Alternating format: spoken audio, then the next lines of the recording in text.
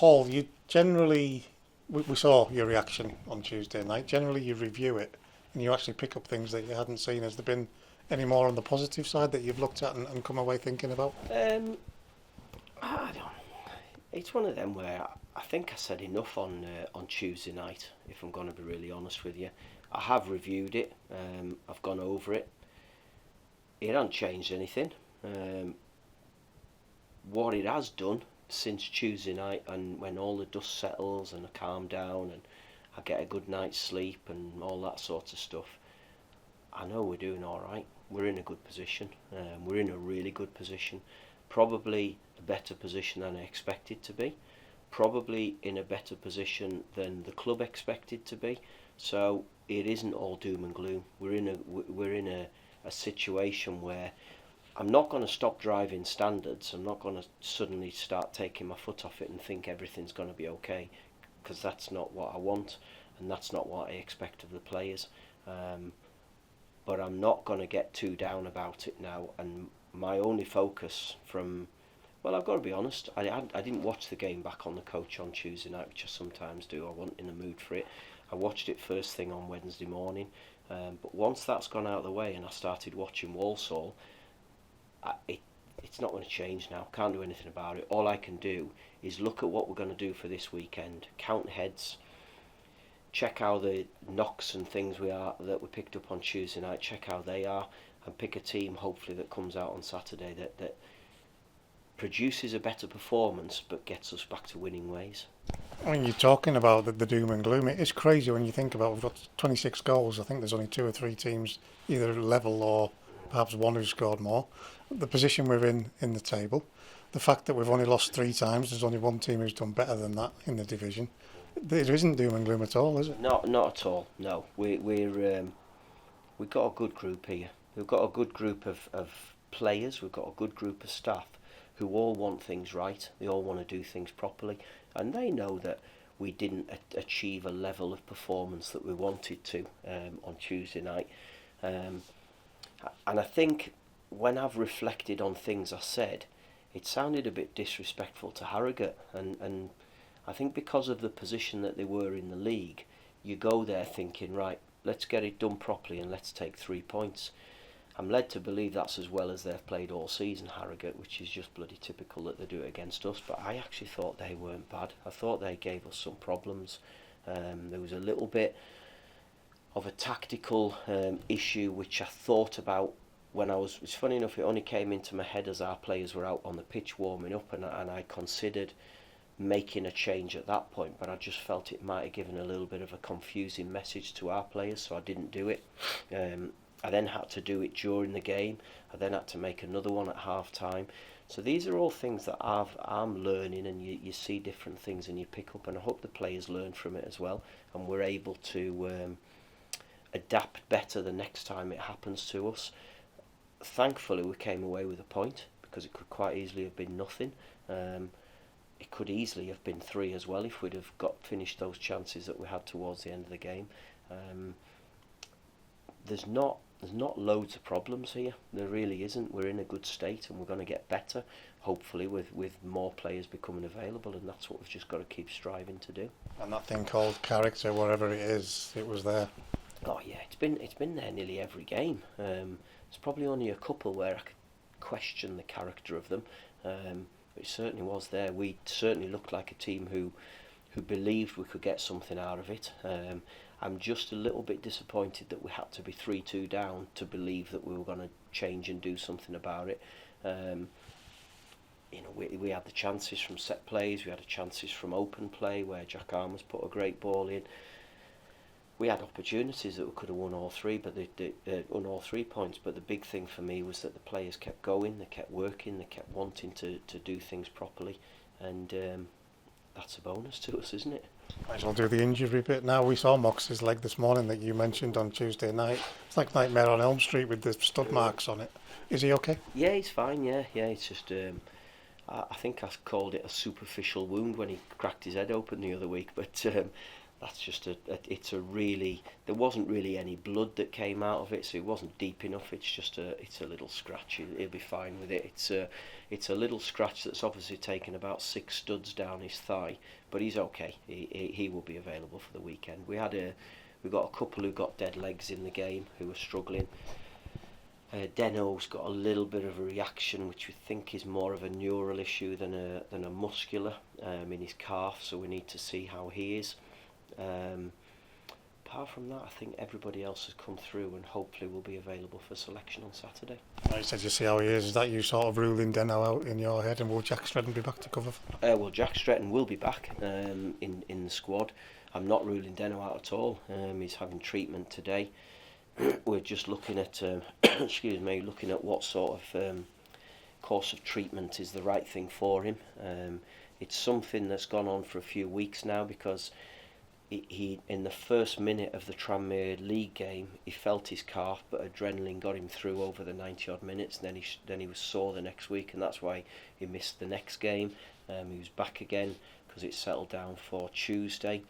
But we need to nip it in the bud, because we can't have him playing one game coming out of it, because that affects fitness levels, it affects his ability to be effective in a game, and I want to try and get to the bottom of it. So if it's not resolved by Saturday, then I will not take any risks with him, but hopefully we'll get some sort of resolution to it over the next 48 hours. What you've had floating around the edges of coming back, the likes of Dev, Joel, Ben Barkley, are they anywhere near it? Well, all 3 of them have joined in training today with the rest of the group. Joel has trained this week, but it's too early for Joel to be considered for a first team game yet. We're looking maybe to try and get him part of the game on Tuesday in the Cumberland Cup game. We'll see how he goes over the next few days. Dev's trained this week. Ben Barkley's back in with the rest of the group today. So we are getting there. We've still got the long termers with Brennan Dickinson and Josh Dixon, who will be next year. Amar is still on track for middle of December maybe. We're hoping he's going to run out on the grass next week, which will be good to see him back out. Jack Stretton will be available this weekend. So we are getting closer, and we've just got to keep our fingers crossed that we stay lucky and we keep him out there. Scotty Simons, boss, we haven't mentioned him for a while. Where's he at in the keeping department? Yeah, well, he's joined in with the keepers this morning as well. Not in any of the games, just in the warm-up with the keepers. So he's had his gloves back on now, probably for a week. I don't really know where he's at. My board tells me middle of December, so I'm presuming it's still the same until he's available to join in the rest of the training and be able to do small-sided games and that sort of stuff.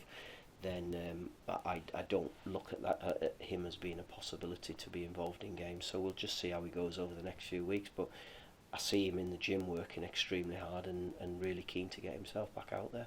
Walsall this weekend, they're on a better run of form. They had a really sticky patch in the early start of the season. Yeah, they're a good side.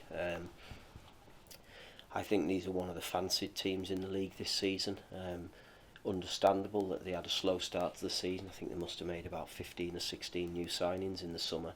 I think there's about 7 of them are actually starters in the team at the moment. So we know it's going to be a tough game. They're on a good run of form. I think I saw it was 3 wins and a draw or something like that. So it's going to be tough. We're a good side as well. We have to remember that. We've got to play with a belief, not an arrogance, but play with a belief that shows people that we're a good side, and get a performance that hopefully gets us 3 points. We've got different permutations with the players that Michael Flynn's got in that squad, so is it easy to prepare for something like that? I don't think any game's really easy to prepare. You sort of have an idea of what they're going to do. You know, we prepared for Harrogate the other night thinking Patterson was going to play, and he had an illness and he's out of it, so you don't really know what's going to come, but they've been fairly consistent, certainly in the shape that they play. Well, no, they haven't when I say that, because they keep tinkering, and sometimes they play 2 strikers and sometimes they play 1 with a bit of a box in midfield and 2 10s. So we have to just do what we can do. We've got to prepare ourselves, and the players have shown that they're adaptable, that if during the game we have to just make a little adjustment, that they're capable of doing that.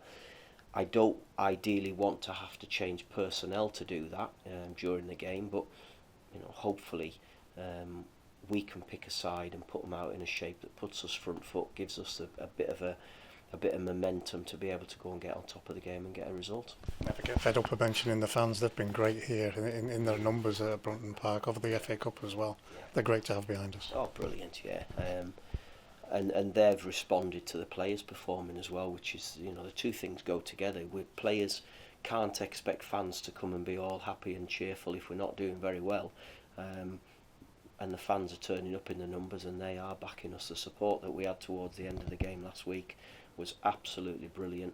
I hope we can do it again this week. I hope we can get the right atmosphere, the players give them something to shout about, and the results the same for us. Just to end with us for today, boss, we've had Liam Richardson at Wigan. He's lost his job today. That's number 27 managerial casualty for the season so far. It seems crazy for an outsider looking in. What's it like on the inside? Crazy from the inside looking out. It's a mad world, it really is. And I don't know why we do it. I really don't. When I worked at the FA and I used to go watching scouting games, and I'd be sitting in a lovely comfortable director's box and getting all the hospitality and looking down, being envious of managers getting stressed out in the technical area, thinking I want a bit of that again. I'm now back in it. I think I'm a bit calmer, so I take it a bit calmer, and I always go back to years and years ago when I was still playing at Derby, and Jim Smith spoke to me about an opportunity that might, funny enough, was to come back to Carlisle as a player, manager, stroke coach under Michael Knighton. And I spoke to Jim about it, and he said, "You're not going, and there's no way I'm letting you do that." And I spoke to him about management. He said, "Would it worry you if you get the sack?" And I went, "Aren't you always going to get the sack?" He said, "Yeah, exactly." He said, "Does it worry you?" I went, "No, not at all." He said, "Right, well, you'll be fine as a manager then." And I think we all know that it's inevitable, it's going to happen. What we just have to do is prolong that situation as long as you possibly can. And I think that's the big thing that I've learnt over the years, is that you have to do it your way, or as much of your way as you possibly can. And if you do that, you take whatever consequences come. I think it's horrible the way that managers lose a sack. You're looking at Liam Richardson, who's new to the job, who did absolutely brilliant last year to take Wigan up to get them promotion up to that level. And there's just an impatience about everybody to do it. And I know one day it'll turn on me, and I know it'll be my turn to be on the end of it. But what I've got to do is make sure that it's as far down the line as I can. I've done it my way, and if my way doesn't work, then I can look at myself in the mirror and think, well, I tried to do it properly. But I just hope that Liam gets himself dusted down, ready to go again, and we move on. Thank you.